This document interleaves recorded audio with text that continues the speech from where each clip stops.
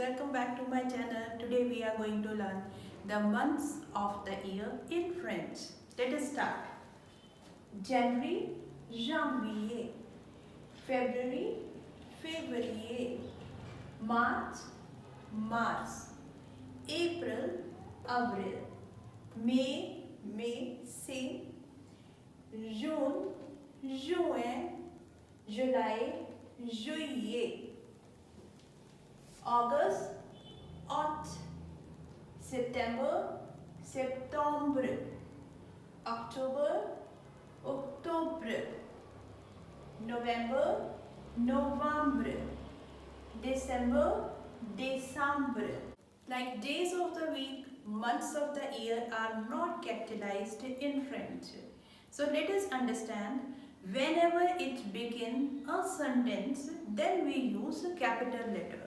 For example, if I am saying en juillet, il fait chaud. Il fait chaud. What is the meaning? In July, it is hot. So, it is coming in the beginning of the sentence. So, that's why we are using en juillet. So, here we are using capital J. Merci for watching this video. If you like, don't forget to share and subscribe for the upcoming French lessons.